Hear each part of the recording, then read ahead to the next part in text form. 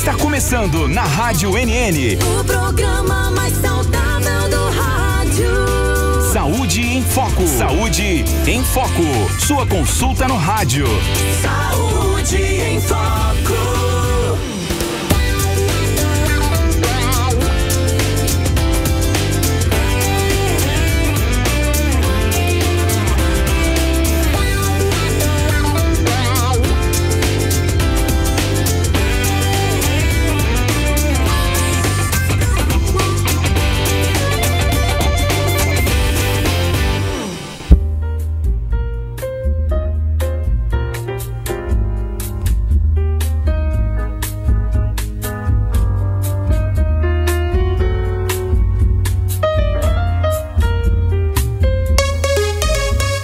Em ponto, boa tarde.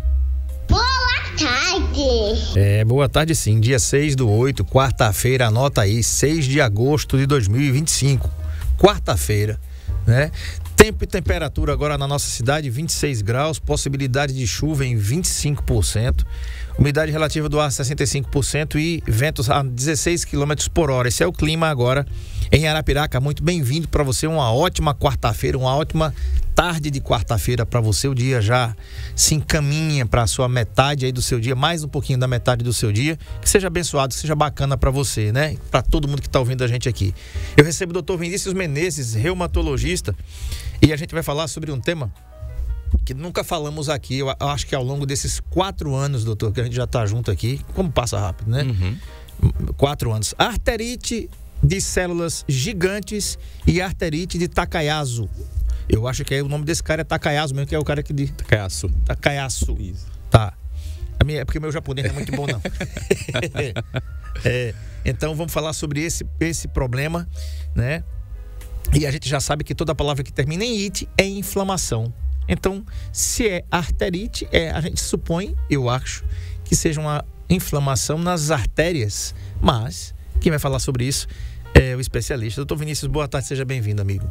Boa tarde, André. Boa tarde a todos os ouvintes que estão acompanhando a gente aí nas ondas da NN, aos que estão também no YouTube nos acompanhando. Sempre um prazer muito grande estar aqui de volta para poder discutir sobre saúde, né? Levar um pouquinho de informação a todos aqueles que nos ouvem nesse momento. E aí um tema interessante que a gente não conversou ainda, apesar de serem doenças consideradas doenças raras, elas entram no grupo, André, das chamadas vasculites. E por que a gente escolheu essas duas, já que tem inúmeras vasculites?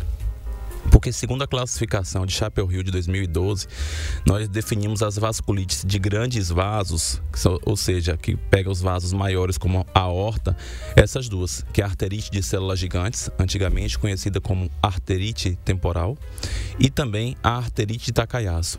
E no decorrer do programa a gente vai poder se debruçar um pouquinho sobre as principais manifestações clínicas, diagnóstico e tratamento, para esclarecer para quem está nos ouvindo aí sobre essas doenças com esses nomes difíceis, né? Doutor, ambas as doenças, elas são doenças inflamatórias que afetam aí os vasos sanguíneos, né? Classificados como vasculites de grandes vasos. E envolve essas inflamações, mas diferem em suas características epidemiológicas, localização e também apresentação clínica. Vamos falar primeiro dessa arterite de células gigantes, né? O que é ela e quais são os sintomas. Eu estava vendo aqui, você mandou o temão, digo, rapaz, eu tenho que estudar esse negócio, que eu nunca ouvi falar desse cara, desse Takayasu, e também nessa arterite de células gigantes. Confesso que, né, minha leitura é pouca para esse negócio.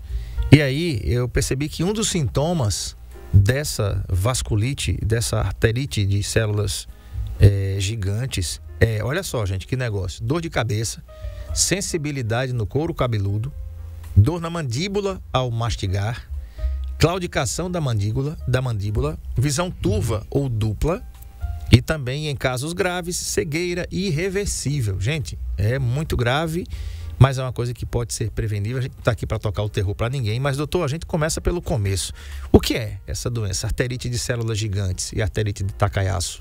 Vamos lá. Essas duas doenças, elas são do grupo das vasculites. Gente, o que é vasculite? Vasculite é uma inflamação que acomete os vasos, certo? E como é que acomete essa inflamação, doutor? a gente já conversou sobre a nossa autoimunidade. O que é isso? O nosso próprio sistema imunológico, que é o nosso sistema de defesa. Ele é feito para nos defender contra vírus, contra bactérias, contra inimigos. Só que ele começa a reconhecer os vasos do nosso corpo como não sendo originais de fábrica, como sendo inimigos. E aí gera ali um processo inflamatório causado pelo nosso sistema de defesa, principalmente por uma célula chamada linfócitos. Então esses linfócitos, eles geram uma inflamação. E essa inflamação crônica vai levar a uma redução do tamanho do vaso. Você que está em sua casa, para você entender melhor, é como se você tivesse ali um vaso, um cano, que ele era de 100 milímetros, e aí devido a esse processo de inflamação, ele vai diminuir para 75, depois ele baixa para 50, para 20, ou seja, o fluxo de sangue naquele vaso acometido pela inflamação, ele reduz e reduz bastante, levando assim menos sangue a diversos órgãos que precisam desse sangue oxigenado que é levado por essas artérias, por esses vasos. Então, a arterite de células gigantes, que é a chamada arterite temporal, ela é uma arterite, uma inflamação, uma vasculite de causa autoimune granulomatosa. Que nome feio é esse? Granulomas são, entre aspas, tá, gente, para vocês poderem entender, são os carocinhos que vão se formando devido a esse processo inflamatório. O nosso sistema imunológico, quando ele vai defender, ele forma esses granulomas, que são um infiltrado de células que vão se formando ali. Então, na parede dos vasos vai se formando esses granulomas, por isso que a gente chama de vasculite granulomatosa, que acomete principalmente os idosos. A principal faixa etária é acima dos 50 anos e vai aumentando a incidência, vai aumentando o número de casos com o decorrer da idade, chegando a ápice, né, entre os 60 e 80 anos, um aumento bastante do número de casos, tá? Doutor, predominantemente em mulheres. Predominantemente as duas em mulheres, né? Tanto a arterite de Takayasu quanto a arterite de células gigantes são doenças que acometem mais mulheres do que homens. Quais são os principais sintomas, doutor, que o paciente pode apresentar em cada uma delas? Vamos começar falando sobre a arterite de células gigantes. Então, é aquele paciente idoso que chega no nosso consultório com sintomas, todos eles vão ter os sintomas sistêmicos. O que é isso, gente? Febre, mal-estar, perda de peso, diminuição do apetite, ou seja, quando a gente está inflamado, quando a gente está com uma virose, quando a gente está com um quadro de febre, você vai ter esses sintomas, são sintomas gerais. E aí ele começa a falar que tem uma dor de cabeça muito nova, de forma súbita, normalmente na região das têmporas. E aí no exame físico a gente costuma notar que a artéria temporal dele, ela está endurecida e está proeminente. A gente trouxe uma foto, André, da artéria temporal endurecida, que é a primeira foto que a gente mandou para quem estiver nos acompanhando aí no YouTube poder ver também.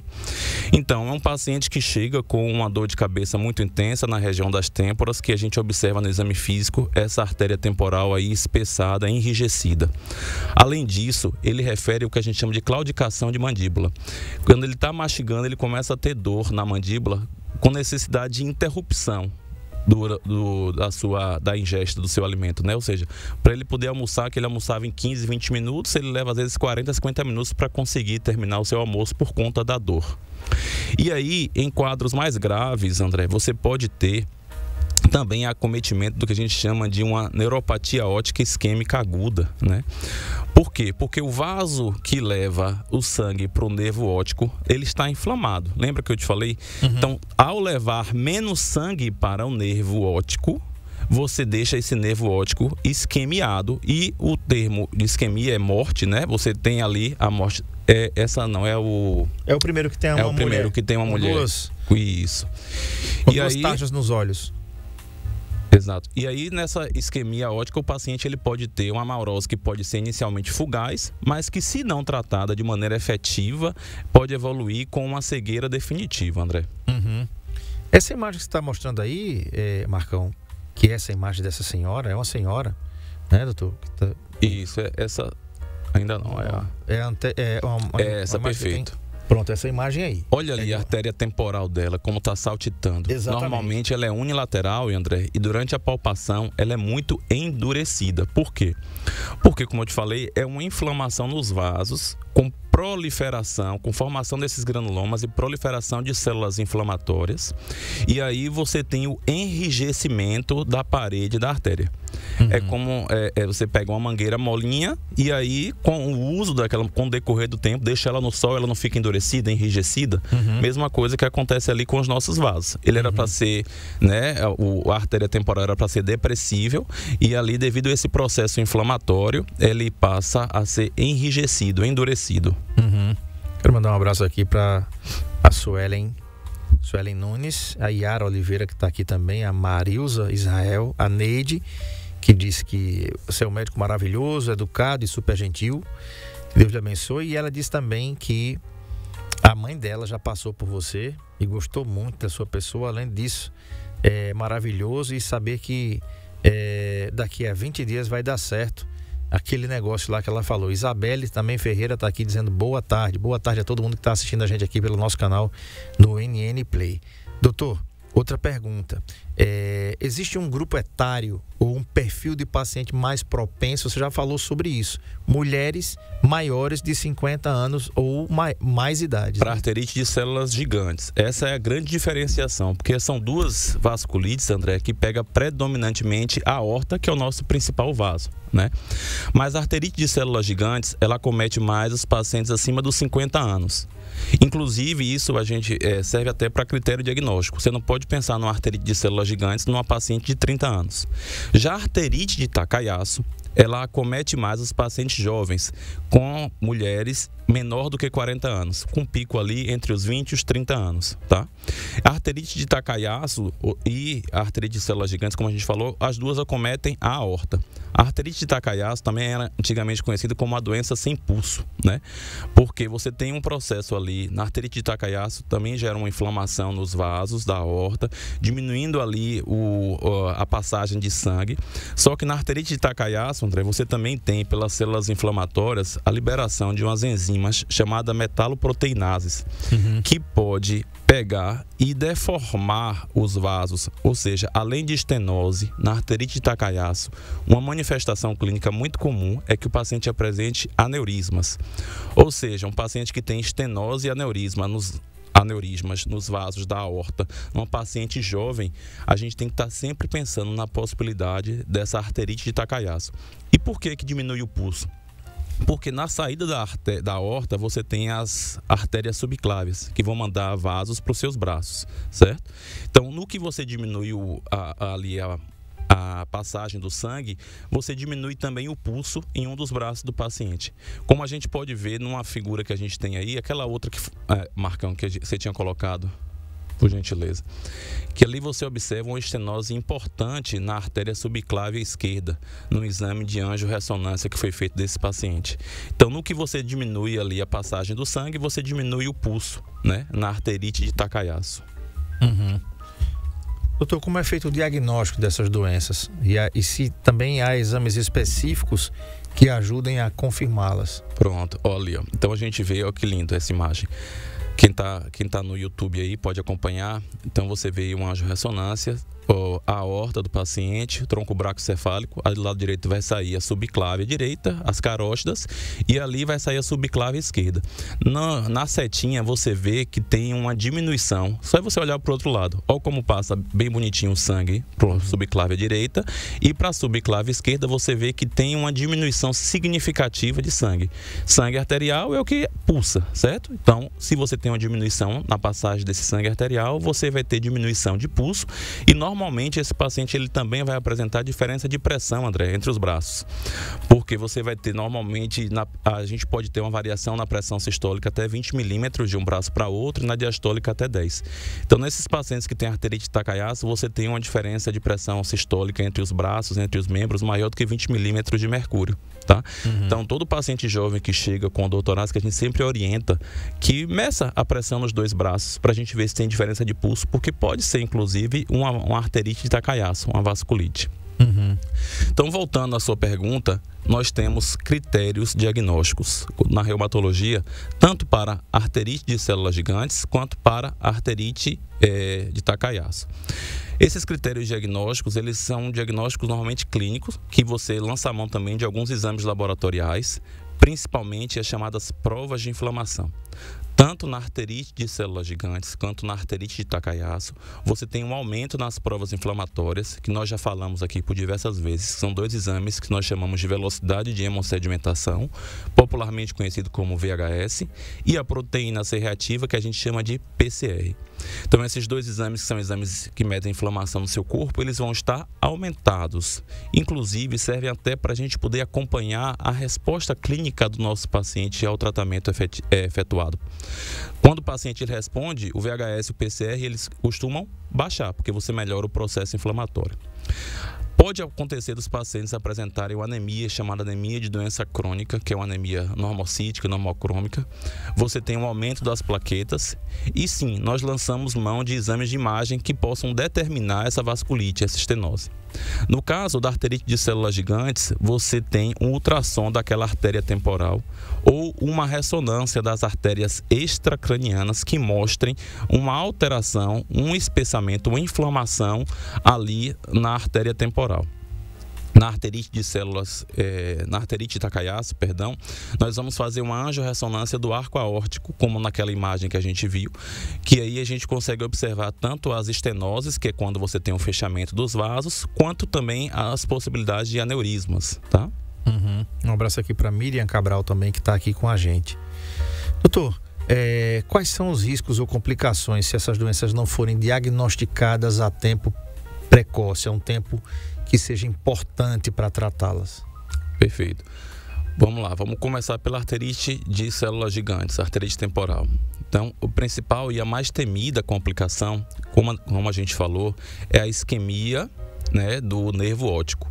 Quando você tem essa isquemia por diminuição da chegada de sangue ali arterial, você pode evoluir com uma cegueira. Essa cegueira, inicialmente, André, ela é transitória, mas se não tratada, né, a falta de oxigenação ali contínua no nervo óptico pode levar até uma cegueira definitiva do paciente, tá? Então é muito importante que na suspeita clínica o médico já comece, institua o tratamento, normalmente com corticosteroides, para evitar essa possível complicação.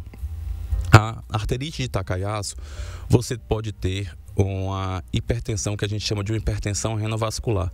Por diminuição da chegada de sangue nos seus rins, o paciente ele pode apresentar, né, a ativação do que a gente chama do sistema de renina-angiotensina e aumentar a sua pressão.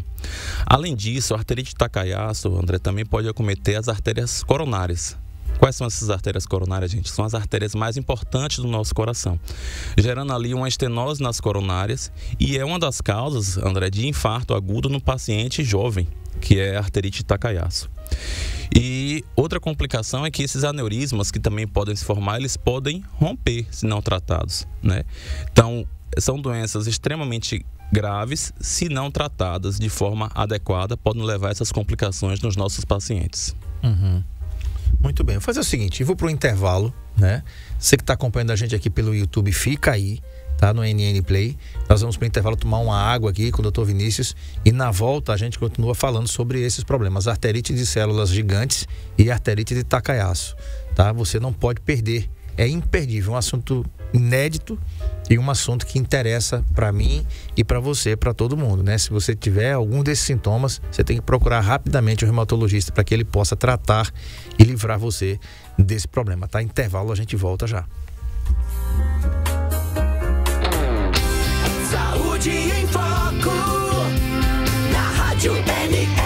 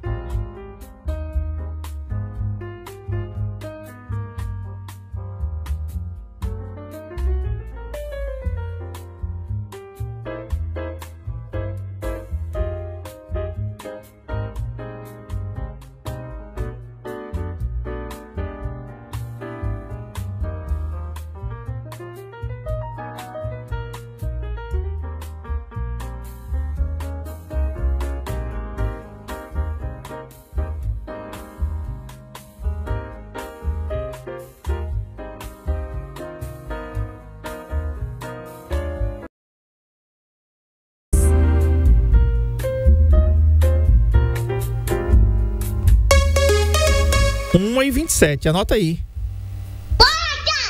Boa tarde, sim. Estou falando com o Dr. Vinícius Menezes, reumatologista, e o assunto é arterite de células gigantes e arterite de Takayasu, tá? Um abraço aqui a Isabelle Ferreira, que está aqui, Miriam Cabral, Tassiane Freitas, que estão aqui também no NN Play, acompanhando a nossa entrevista aqui. Tá, doutor? Vamos partir agora para os tratamentos e acompanhamento. Qual é o tratamento padrão para cada uma dessas condições e se o uso de corticoides ainda é base do tratamento? Perfeito. Antes de tudo, um abraço para a minha equipe aí do PSF Jiquiri que está participando. Um abraço para todos, que eu levo no meu coração ainda. André, tanto para arterite de células gigantes quanto para arterite de Takayasu, a gente precisa utilizar corticoide, tá? E aí a gente utiliza corticoide normalmente em doses altas. Quando você tem um quadro agudo, como por exemplo um paciente que teve uma alteração visual, às vezes a gente orienta até a pulsoterapia, que é quando a gente faz corticoide em doses altas na veia com o paciente internado. Então o corticoide ainda é a base do tratamento para tirar o paciente do risco imediato, né, à sua vida. Agora, para manutenção, como eu te falei, são doenças autoimunes, nós precisamos utilizar alguns imunossupressores. E aí, essa avaliação ela deve ser individualizada, ou seja, cada paciente ele vai responder melhor a um tipo de remédio após a avaliação do reumatologista. E nem sempre o remédio do seu vizinho ou da sua vizinha vai servir para você, tá? Casos refratários, a gente pode ampliar para remédios ainda mais fortes. A gente tem evoluído bastante no tratamento dessas condições autoimunes, com novas drogas que vêm surgindo aí, e a gente tem conseguido controlar bem a atividade da doença nesses nossos pacientes. Doutor, você falou ali que teve aquela imagem que tem a setinha. Como é o nome daquele exame ali? Ali é uma angiorressonância. Tá, uma angiorressonância. Uhum. Eu pulei essas perguntas. Além da sintomatologia que o paciente vai lhe relatar na clínica, o que pode ajudar no diagnóstico, mas é necessário para distinguir entre uma e outra arterite algum exame de imagem? Sim.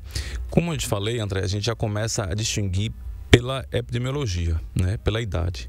Enquanto a arterite de células gigantes você pega acima de 50 anos, a arterite de Takayasu você acomete abaixo dos 40.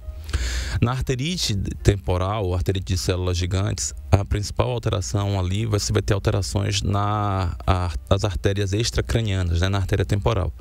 Enquanto na arterite de Takayasu, você costuma acometer bastante ali a aorta, né, e seus principais ramos, como subclávia, carótida ou então artérias renais. Inclusive, para a arterite de Takayasu, a gente tem até uma classificação a depender dos exames de imagem, ou angiorressonância ou angiotomografia. Anjo, gente, é para ver vaso, tá? Aí então você vai ver ou através da angiorressonância ou angiotomografia ou de uma arteriografia. Só que a arteriografia ela é mais invasiva, né? Tem mais risco ao paciente. Então a angiorressonância ela é menos invasiva e a gente tem optado por solicitar. Tem aquela imagem que eu te mandei que tem várias fotos da aorta, que ali a gente consegue classificar a arterite de Takayasu a depender do acometimento da aorta do paciente, tá? Uhum. Vamos ver, parece uns guarda-chuvazinho, Marcão, né, que eu te mandei aí. Então, quem está nos acompanhando aí no YouTube, quando você tem... Essa aí, né, doutor? Exatamente. Quando você tem ali só o acometimento, então vai de 1 a 5, tá? Quando você tem acometimento ali só da parte inicial, ali do tronco, que a gente chama de tronco bracocefálico, da subclávia, aí 1. E o 5, que é o mais grave, que é quando você pega toda a aorta, incluindo a aorta abdominal. Na aorta abdominal, nós temos ali as artérias renais, que se acometidas, como a gente comentou aqui, podem ter uma manifestação clínica nesse paciente, que é uma hipertensão. Ou seja, aquele paciente, aquela jovem de 30 anos, que chega no consultório do cardiologista normalmente, fala assim: doutor, minha pressão tem ficado alta de uma hora para outra. E aí o cardiologista, na sua investigação de hipertensão secundária, vai pedir um ultrassom ou Doppler de artérias renais, e nas artérias renais vai estar com algum espessamento. Então isso também pode ser um indicativo de uma arterite de Takayasu nessas pacientes mais jovens. Uhum. Um abraço aqui a Paula Costa e também a Yara Oliveira. Ela diz, a Yara diz assim: esses corticoides, Jesus. A gente A gente fez um programa, André, lembrei agora, de corticoides, vilões ou mocinhos, né? Então, nesse caso, mocinhos. Tem os efeitos colaterais, como todo tratamento ele vai ter, mas realmente é o que salva a vida dos nossos pacientes de forma aguda. Porque os imunossupressores eles vão levar um tempo para começar a agir, para gerar aquele processo ali, né, melhorar aquele processo inflamatório. E o corticoide não, ele age de maneira aguda, de maneira muito rápida.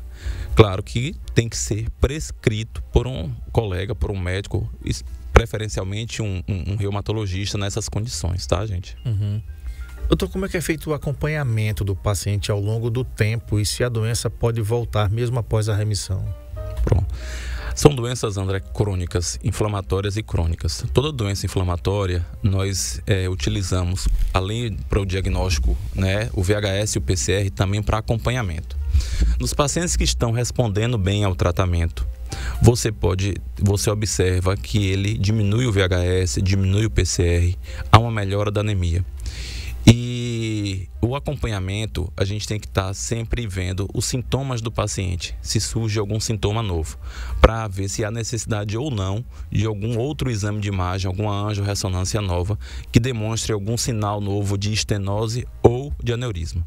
Se houver algum sinal de piora clínica e você lançar a mão do exame e mostrar que o paciente ele teve uma nova estenose ou um novo aneurisma no exame de imagem, a indicação é que o reumatologista ele mude o tratamento do paciente, porque ali se torna um quadro refratário.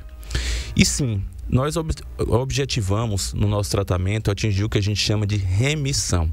Remissão é quando a sua doença crônica ela está adormecida. Como a gente já conversou em outras vezes, as doenças autoimunes crônicas não têm cura, mas existe o que a gente chama de remissão. Só que alguns pacientes podem não responder à terapia e entrar no que a gente chama de recidiva, ou seja, a doença ela volta por diversas vezes. Aí nesse caso é muito importante esse acompanhamento regular com o seu reumatologista para avaliar a troca dos imunossupressores. Como é a qualidade de vida, doutor, do paciente após o início do tratamento? O paciente está com todas essas sintomatologias aí e claro que uma das coisas que vai incomodá-lo é a possibilidade de dor. Né? Ele vai sentir dor. Como é que é a qualidade de vida logo após o tratamento? Em quanto tempo, mais ou menos, ele está livre ou então com sintomas amenizados? Bom, a qualidade de vida vai depender muito do acompanhamento. Então, você vê que são doenças que têm manifestações com possíveis manifestações graves, que se o paciente ele não acompanha, ele pode ter esses eventos aí que a gente não espera. Em relação à resposta terapêutica, a gente costuma acompanhar, esperar os 3 primeiros meses do tratamento. Você começa um corticoide com uma dose alta durante um mês e orienta ele a fazer o desmame, né, de maneira lenta e progressiva. E com 3 meses a gente está reavaliando esse paciente para a gente poder observar a melhora clínica. Ele costuma ter, no paciente com arterite de células gigantes, ele costuma ter uma melhora da dor de cabeça, da claudicação. Uma outra manifestação que a gente, sobre arterite de células gigantes, que acontece muito, é a polimialgia reumática, né? Que o paciente ele costuma ter umas dores nas cinturas escapular e pélvica, umas dores articulares, que com o uso do corticoide e dos imunossupressores ele também costuma ter uma resposta muito boa. Já nos pacientes com arterite de Takayasu, a gente observa uma melhora clínica do paciente com o uso do corticoide e dos imunossupressores. Às vezes pode ter uma melhora do pulso naquele membro ali acometido, mas muitas das vezes, André, esses pacientes eles vão precisar de procedimentos endovasculares, com colocação de estentes nos seus vasos. Por isso a gente sempre, nos pacientes com arterite de Takayasu, pede um acompanhamento conjunto com o cirurgião vascular, por conta dessa necessidade de algum procedimento endovascular. Doutor, existe alguma relação genética, autoimune ou fator ambiental conhecido que contribua para o desenvolvimento dessas arterites? Sim, nas duas, principalmente na arterite Takayasu, você tem associação com o antígeno leucocitário humano, que a gente chama de HLA, HLA-B52, e nas duas a gente acredita que tem essa participação genética de algum HLA, tá? E nesse caso, fatores ambientais foram suspeitos, mas nenhuma confirmação, principalmente infecções virais, como citomegalovírus, né, que é um vírus que pode desencadear essa nossa autoimunidade. Tabagismo, né? Um paciente que já tem alteração no vaso, que já tem estenose. Lembrando que o tabagismo, colesterol alto, já gera um processo avançado de aterosclerose. Então a gente sempre pede que os pacientes eles abandonem o tabagismo, tenham uma qualidade, hábitos de vida mais saudáveis, com uma boa alimentação e prática regular de atividade física. Porque tudo isso, junto com o tratamento medicamentoso, pode vir a ajudar no desfecho, né? No desfecho positivo. Doutor, você já falou que essas doenças, principalmente a arterite de células gigantes, ela pode afetar a visão do paciente. Sim. Né? Pode afetar também o sistema neurológico do paciente, já que afeta ou pode afetar a visão? Perfeito. As duas doenças, tanto a arterite de células gigantes quanto a arterite de Takayasu, elas podem pegar, como a gente falou ali, a aorta. Então, os vasos que saem da aorta, nós temos vasos importantes como as carótidas, que são os vasos que levam, né, o sangue para o nosso cérebro. Então, no que você tem uma diminuição da chegada de sangue, André, para o nosso cérebro, o paciente pode evoluir com um acidente vascular cerebral, o famoso AVC. Tanto na arterite de células gigantes, quanto na arterite de Takayasu. Então, por que isso ocorre? Por conta dessa inflamação nos vasos, nas carótidas ou nas artérias vertebrais, que são os vasos principais que levam o sangue para o nosso sistema nervoso central, para o nosso cérebro. E aí, por diminuição da chegada ali de sangue, você pode ter uma morte de neurônio, isquemia, que aí a gente chama de AVC, tá? Doutor, quais as especialidades médicas que costumam trabalhar em conjunto com você na sua especialidade, que é a reumatologia, no tratamento dessas doenças? Normalmente a gente tem um acompanhamento conjunto com oftalmologista nos pacientes com arterite de células gigantes, né? Porque, como a gente conversou, tem a isquemia, a neuropatia isquêmica do nervo óptico, que é muito comum. Com cardiologista na arterite de Takayasu, principalmente quando você tem a chamada hipertensão renovascular, que é a hipertensão desencadeada por conta daquele espessamento, daquela alteração da artéria renal. Na Takayasu também, sempre com vascular, porque muitos dos nossos pacientes precisam de procedimento endovascular, como colocação de prótese em aneurisma, colocação de stent nos casos de estenose. Neurologista, quando você tem acometimento neurológico, como nos quadros de AVC. Sempre importante ter um acompanhamento com o nutricionista, como a gente falou, a alimentação, né, hábitos de vida mais saudáveis. Então, tudo isso, você vê que é uma doença que engloba diversas especialidades, André. E eu já ia falar sobre isso. Se há alguma recomendação específica sobre o estilo de vida, a alimentação ou prática de exercícios para quem convive com essas doenças. Doutor, parece que as pessoas dizem assim, não, eu tenho um problema e aí eu vou ficar em casa mesmo, não vou fazer nada, eu não posso fazer nada, né? Até para os cardíacos, claro, você tem que consultar o seu cardiologista e ele vai recomendar para você os melhores exercícios, mas pode ter certeza que jamais um cardiologista vai não recomendar nenhum exercício para você. Então, daí essa pergunta, doutor, há alguma recomendação específica de estilo de vida, alimentação ou prática de exercícios? Para pacientes com essas vasculites, primeira coisa, se você fuma, joga o cigarro fora. Não tem como, não é compatível uma vasculite de grandes vasos com o consumo de cigarros, com o tabagismo, tá? Então a gente sempre pede que é de suma importância para pacientes portadores de vasculite a cessação do tabagismo. Práticas de atividade física sempre devem ser feitas após uma avaliação minuciosa com o cardiologista, com liberação do cardiologista sobre os melhores exercícios. Mas a gente sempre orienta que comece com exercícios aeróbicos, né? Não precisa começar com musculação, começar com uma caminhada leve após a avaliação do cardiologista. E uma boa alimentação, porque como a gente falou, a dislipidemia gera um processo de além da dislipidemia também o diabetes, gera um processo de aterosclerose. E é um processo de aterosclerose para um paciente que já tem uma inflamação nos seus vasos é muito ruim. Então, controle glicêmico, controle de pressão, controle de colesterol, através de uma boa alimentação e de prática de atividade física é essencial para que você tenha um bom desfecho.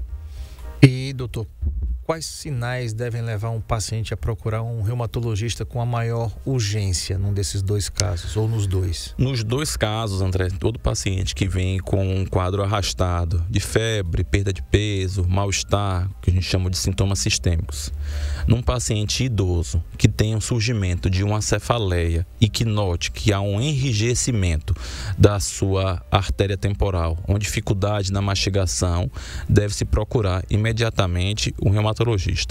Em pacientes mulheres homens também, né? Em pacientes mais jovens, menor do que 40 anos, que percebam uma dificuldade de caminhar, que a gente chama de claudicação intermitente, ou de levantar os braços, também com esses sintomas, né, sistêmicos, tontura, dor na carótida, que a gente chama de carotidínia, deve procurar um reumatologista de forma imediata. Pode não ser, mas a gente tem por obrigação fazer a investigação clínica dessas duas vasculites. Como ele disse, graças a Deus são doenças raras, mas que podem causar complicações na vida do paciente se não diagnosticadas de maneira precoce e se não tratadas de maneira efetivas. Doutor, é comum você receber pacientes com esses problemas no dia a dia do seu consultório? Tem um percentual que você pudesse aproximar e para alertar as pessoas que não é uma simples dor ou não é um simples sintoma, que é bom investigar? E quando pensar nessa entrevista, poxa, né, quantas pessoas a gente já não ouviu até nos nossos cortes aqui com os nossos convidados, né? Pessoas assim, eita, eu não sabia, mas eu vou investigar porque eu estou sentindo isso. Qual o percentual que você poderia dar assim, no dia a dia no consultório, ou o percentual da Sociedade Brasileira de Reumatologia para essas doenças? Pronto. Então, no consultório, como eu te falei, André, graças a Deus são doenças não são tão comuns. A arterite de células gigantes, você tem um percentual um pouquinho maior em relação à arterite de Takayasu. A arterite de Takayasu ela ainda é mais rara de acontecer, né? Então, em torno de 1 a 5 casos para cada 100 mil habitantes na arterite de Takayasu e de 25 a cada 30 casos em 100 mil habitantes na arterite de células gigantes. Então você vê que é uma doença relativamente rara. Mas o grande problema é não diagnosticar. Por quê? Por conta das complicações que são graves. E a subnotificação existe? Como a gente conversou mais cedo, são doenças que você acaba precisando lançar mão de exames que têm um custo um pouco mais elevado, como a angiorressonância. Então, muitas das vezes o paciente ele não consegue fechar o diagnóstico por conta de não conseguir realizar o exame que é o ideal, né? Que é uma angiorressonância ou uma angiotomografia. E por muitas das vezes, quem está na ponta lá do serviço, que está atendendo esses pacientes com essas queixas, não lembrar dessas possibilidades do diagnóstico. Como são doenças raras e doenças muito específicas do reumatologista, às vezes se passa esse diagnóstico. Então, quando você pegar um paciente com esses sintomas, a orientação é sempre encaminhar para o reumatologista. A grande maioria não vai ter o diagnóstico, mas nos que você conseguir fechar o diagnóstico, a gente consegue salvar vidas. Uhum. E olha, a gente sempre está falando aqui todos os dias, doutor, que as pessoas, ao sentirem sintomas, não procure ver diagnósticos por sua conta, né? As pessoas têm feito isso, não sei se por questões de querer remir o tempo, ou questões financeiras, ou os dois, né? Se você for basear a sua vida por aquilo que é inteligência artificial, por aquilo, tem gente pedindo conselho na vida a inteligência artificial, doutor, né? Já chegamos a esse ridículo, né? Eu vou tomar uma decisão, qual é a decisão que eu devo tomar? E aí é preciso saber que não dá para a inteligência, como o próprio nome já diz, é uma inteligência artificial. Vai responder algumas coisas muito bem para você, coisas que estão ao seu alcance, como numa biblioteca, como num livro que foi escrito, mas não de muitas coisas que você vai perguntar e ela pode lhe responder de maneira errada, ou até o próprio Google mesmo, que as pessoas lançam mão, doutor, muito ainda dessas. Então, quando você for procurar essas fontes, procure um médico. né? Procure um médico, não ache nada. É como o doutor Vinícius falou aqui, você tem sua vizinha, tem a sua parente, tem tudo, mas é o que serviu para ele, pode não servir para você, né, doutor? Vamos falar um pouquinho sobre isso. Perfeito. Inteligência artificial é uma ferramenta que vem se aprimorando nos últimos anos, excelente, né? Que serve, eu acho, para uma maneira, como se falou, uma biblioteca, uma maneira de você pesquisar. Poxa, eu estou com tais sintomas, o que poderia ser? Mas em nenhum momento ele vai substituir a necessidade do médico para que você feche o diagnóstico. Porque como a gente conversou, André, você vê que são doenças que têm uma apresentação pleomórfica, ou seja, ela tem diversas manifestações clínicas que se confundem com outras doenças. Por exemplo, se você chegar num consultório com uma dor de cabeça, uma cefaleia temporal, pode ser uma enxaqueca? Pode ser uma enxaqueca, né? Então você não pode chegar e pensar que aquilo ali, tudo que chegar com dor de cabeça na têmpora vai ser uma arterite temporal. Então por isso que a necessidade do médico, na conversa, através do que a gente chama de uma boa anamnese, e um bom exame físico, fecham 90% dos diagnósticos na reumatologia. Os exames a gente chama de complementares, não é à toa, porque eles só complementam.